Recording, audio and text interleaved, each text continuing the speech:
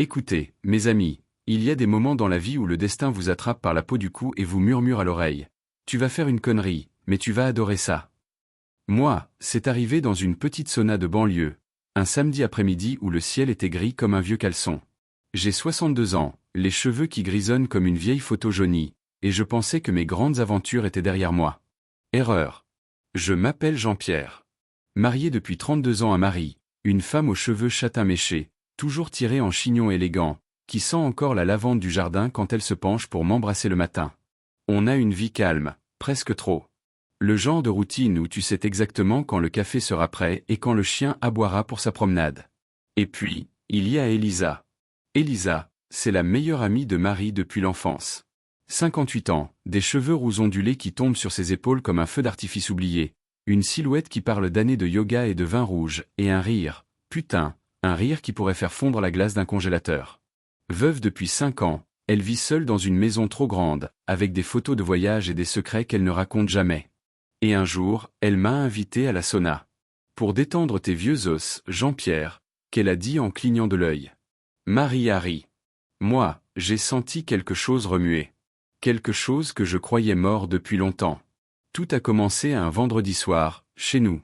Marie avait sorti le bon vin, celui qu'on garde pour les grandes occasions, et Elisa était là, comme souvent. Elle était arrivée avec une bouteille de rosé pamplemousse et ce sourire. Ce sourire qui dit « J'ai une idée derrière la tête, mais je ne te la dirai pas tout de suite ». On était 3 autour de la table en chaîne. Marie parlait de ses rosiers. Elisa riait en racontant une anecdote sur leur voyage en Italie quand elles avaient 20 ans. Moi, j'écoutais, comme d'habitude. Mais ce soir-là, j'ai remarqué des détails. La façon dont Elisa croisait les jambes, lentement, comme si elle savait que je regardais. Le reflet de la lumière dans ses cheveux roux, comme des braises.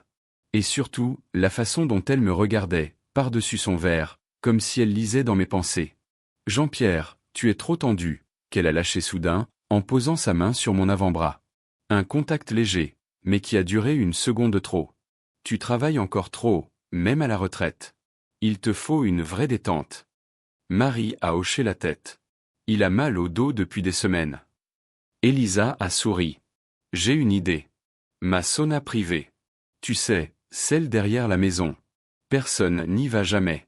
Samedi après-midi, viens. Juste toi et moi. On parlera, ou pas. J'ai ri. Un rire nerveux.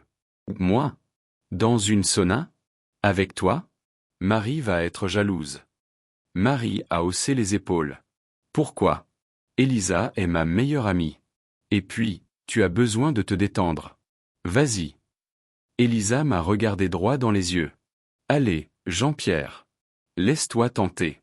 Juste une fois. Et moi, comme un idiot, j'ai dit oui. Dans ma tête, c'était clair, c'était juste une sauna. Entre amis. Rien de plus. Mais quand je suis rentré dans la cuisine pour rincer les verres, j'ai entendu Elisa murmurer à Marie. Tu verras, je vais le remettre d'aplomb.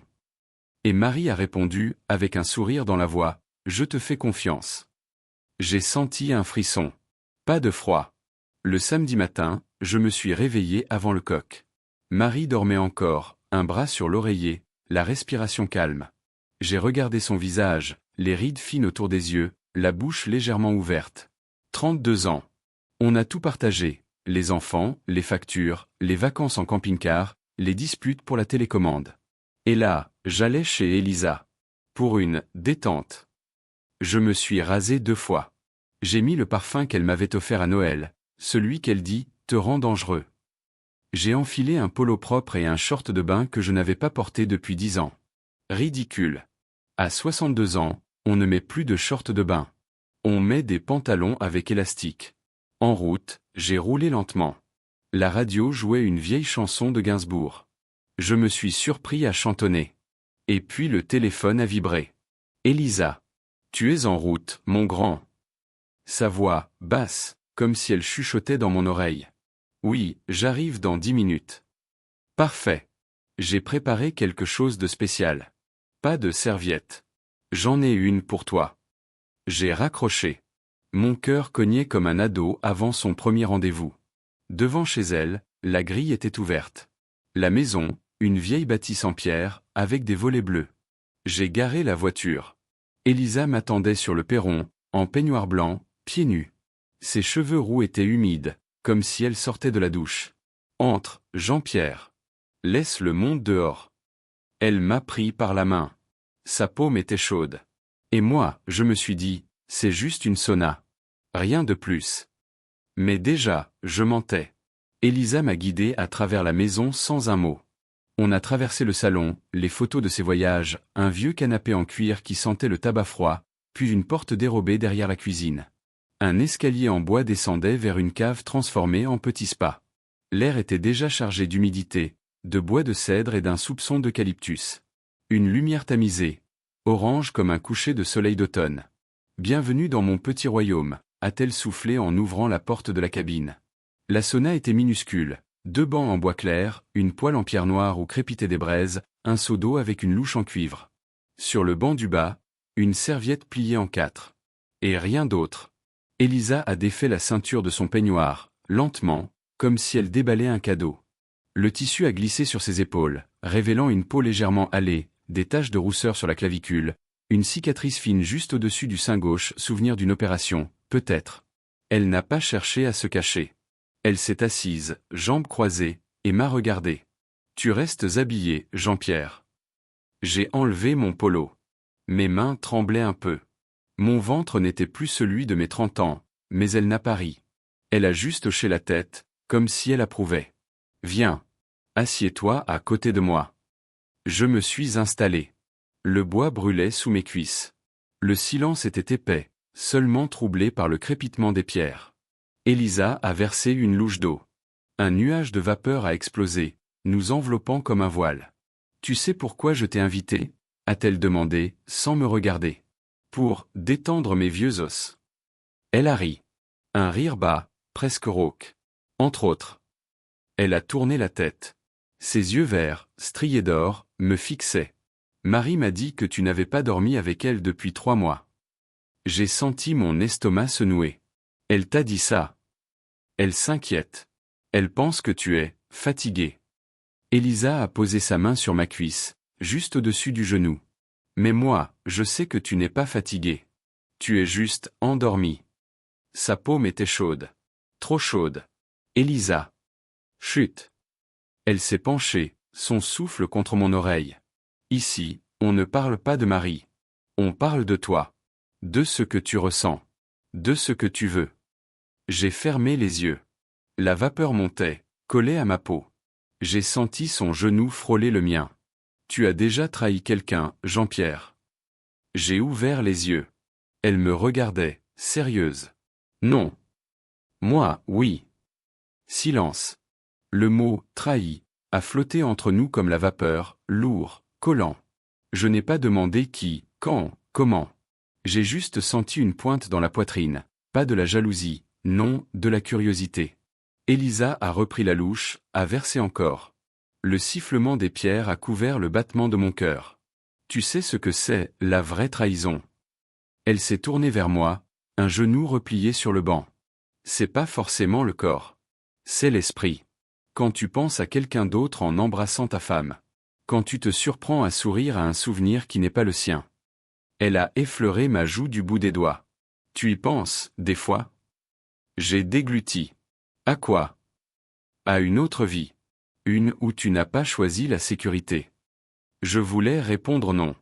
Mais le mensonge aurait été trop gros. J'ai pensé à toutes les nuits où Marie dormait, où je fixais le plafond en imaginant des routes que je n'avais jamais prises.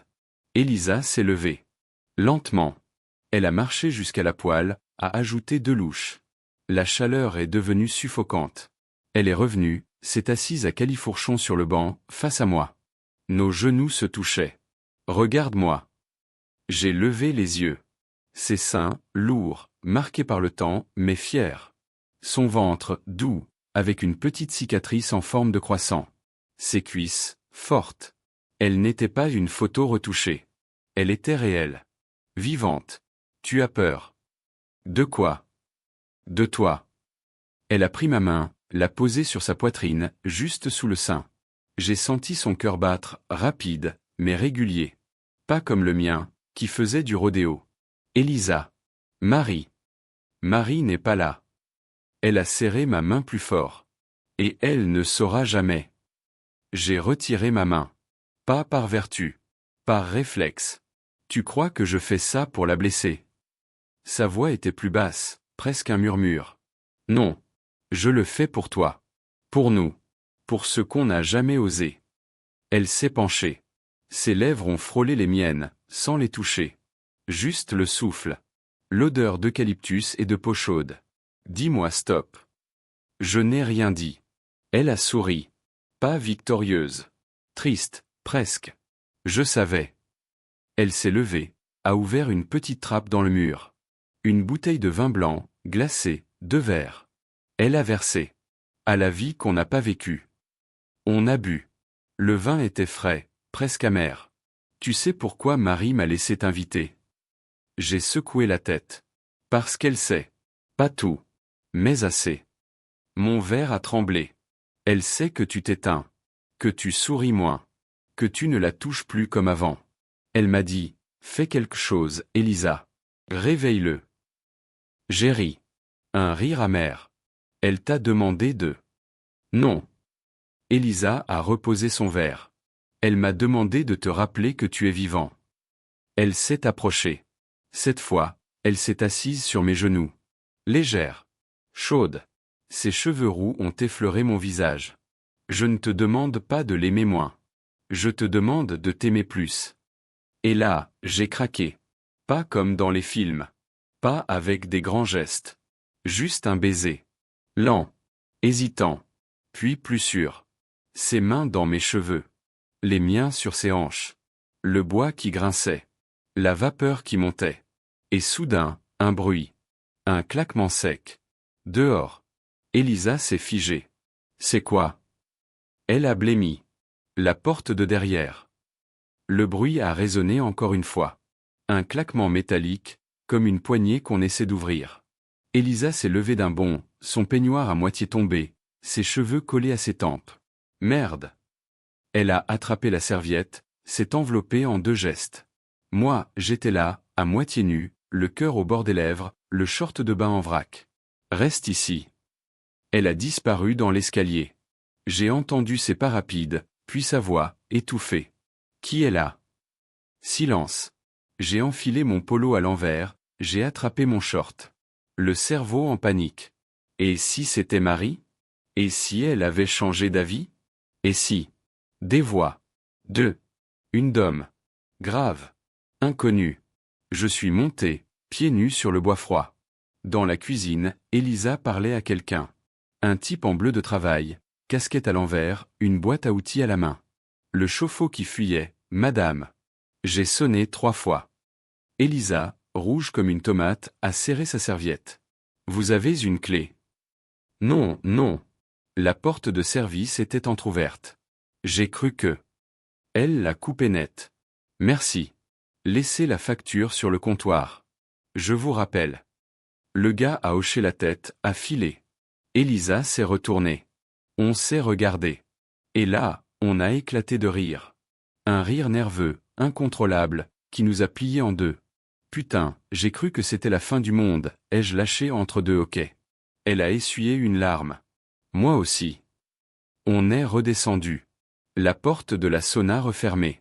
Le silence revenu. Mais plus le même. Elle a rallumé les pierres. Une louche. 2. La vapeur a repris ses droits. On continue. Je n'ai pas répondu. J'ai juste enlevé mon polo. Lentement. Elle a laissé tomber la serviette. Cette fois, plus de mots. Plus de questions. Elle s'est approchée. Ses mains sur mes épaules. Les miennes sur sa taille. On s'est assis sur le banc du haut, côte à côte. Puis face à face. Ses lèvres ont trouvé les miennes. Pas hésitantes. Affamées. J'ai senti son corps contre le mien. Chaud. Humide. Vivant. Ses doigts dans mon dos. Mes mains dans ses cheveux. Le bois qui grinçait sous nos mouvements. Elle a murmuré quelque chose. Je n'ai pas compris. Peut-être mon nom. Peut-être pas. Le temps s'est arrêté. Il n'y avait plus de Marie. Plus de sauna. Plus de 62 ans. Juste 2 corps qui se souvenaient. Elle a guidé ma main. Là. Là où ça comptait. Je n'ai pas résisté. Et puis, Plus rien. Juste le souffle. Le cœur. La peau. On est resté là, collés l'un à l'autre, la vapeur qui redescendait doucement, comme un rideau qui tombe après le spectacle. Elisa avait la tête sur mon épaule, ses cheveux roux en bataille, une mèche collée à ma joue. Moi, je fixais les pierres, encore rouges, encore chaudes. Elle a bougé la première. Lentement. Elle s'est levée, a ramassé la serviette, s'est enveloppée. Sans me regarder. Il faut y aller. Sa voix était rauque. Pas de regret. Juste fatigué. On s'est rhabillé en silence. Mon polo à l'endroit, cette fois. Mon short. Mes sandales. Dans la cuisine, elle m'a tendu un verre d'eau. Froid. J'ai bu d'un trait. Tu vas dire quoi à Marie? J'ai haussé les épaules. Rien. Elle a hoché la tête. Bien. On est sorti. Le soleil tapait déjà fort. Ma voiture était là, comme une vieille complice. Elisa m'a accompagné jusqu'à la grille. Jean-Pierre. Je me suis retourné. C'était pas pour elle. Ni pour moi. C'était pour toi. J'ai voulu répondre. Rien n'est sorti. Elle a fermé la grille. Sur la route du retour, j'ai roulé vitre ouverte. L'air sentait l'herbe coupée et le bitume chaud. J'ai mis la radio. Une chanson de Brel. Ne me quitte pas. Ironique. À la maison, Marie était dans le jardin. Elle taillait les rosiers. Elle m'a vu arriver, a souri. Alors? Détendu? J'ai hoché la tête. Oui. Elle s'est approchée, m'a embrassé sur la joue. Tu sens l'eucalyptus. J'ai ri. C'est Elisa. Elle a repris ses ciseaux. Elle m'a appelé. Elle a dit que tu avais l'air différent. J'ai senti mon estomac se nouer. Différent comment? Marie a haussé les épaules. Plus léger. Elle est repartie vers ses roses. Je suis entré. J'ai pris une douche. Longue. Froide. Sous l'eau, j'ai repensé à tout. À Elisa. À ses mots. Elle sait. À Marie. À son sourire. À moi. Et je me suis demandé. Est-ce que c'était la première fois? Ou la dernière? Le soir même, on a dîné comme d'habitude. Marie avait fait un poulet rôti, des pommes de terre sautées, une bouteille de rouge de la cave. On a parlé du jardin, du voisin qui avait encore laissé son chien chier sur le trottoir, de la météo. Rien d'autre. Mais à chaque bouchée, je sentais le goût d'Elisa. Pas sur ma langue. Dans ma tête. Après le repas, Marie a mis la télé. Un vieux film avec Belmondo. On s'est installé sur le canapé, elle contre moi, sa tête sur mon épaule. Comme avant. J'ai passé ma main dans ses cheveux. Châtain, méché, doux. Tu es bizarre ce soir, qu'elle a murmuré. Bizarre comment? Silencieux. J'ai souri. Fatigué. Elle s'est redressée, m'a regardé. Droit dans les yeux. Tu sais, Jean-Pierre. Mon cœur a fait un bond. Elisa m'a dit que tu avais pleuré. J'ai froncé les sourcils. Pleuré. Dans la sauna. Après. Elle a dit que tu avais les yeux rouges. J'ai senti le sang quitter mon visage. J'ai la vapeur. Marie a hoché la tête. Lentement. Bien sûr. Elle s'est recouchée. Et là, dans le noir, avec le bruit de la télé en fond, j'ai compris. Elle savait. Pas tout. Mais assez. Et elle ne disait rien. Pourquoi? Pour me garder? Pour se venger plus tard? Ou parce qu'elle avait fait pareil? Je n'ai pas demandé. Je n'ai pas dormi. Le lendemain, Elisa a envoyé un SMS. Tu viens jeudi? Même heure. J'ai effacé le message. Mais je n'ai pas bloqué le numéro. Et vous, mes amis? Vous auriez répondu quoi?